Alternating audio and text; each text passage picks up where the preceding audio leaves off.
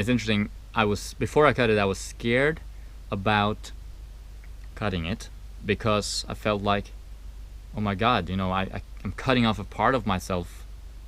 I'm cutting this hair off. I'm going to look so different. I'm going to feel so different. I'm going to become someone else.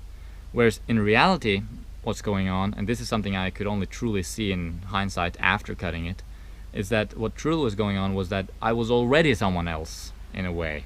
I was already at a point where I wanted the hair off.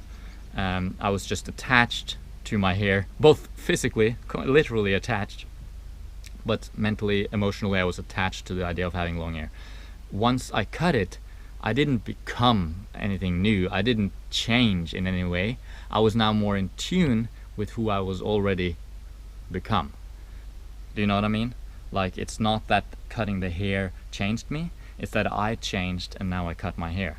And that's the way true change comes about. If change comes about because you are forced or you're scared of something and you're forced into changing, then that's the wrong way to go about it. Change happens first internally. It happens first in your core self. Then you manifest the outer manifestations of that change that's already occurred.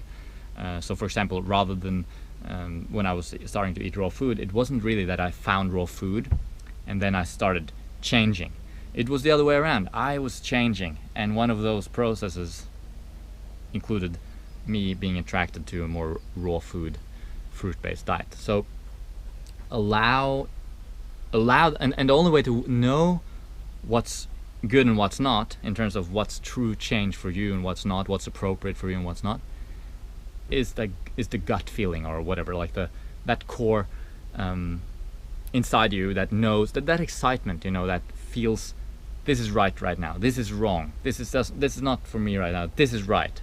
But if you feel this is right, but oh my god, what's gonna happen if I do that or whatever, that's the fear you want to ignore, okay? Because there's always fear involved in embracing your true excitement, because we have all these procrastinations and what's gonna happen if, and what if this and what if that, and that's what you have to sort of let go of a little bit and just do it anyway. Do what you're excited about, follow your own path, and you will meet a lot of demons on the way. You will meet a lot of challenges, but that's just part of it. Don't focus on them when you're deciding whether or not to do something. You know in your heart whether or not something is right or wrong.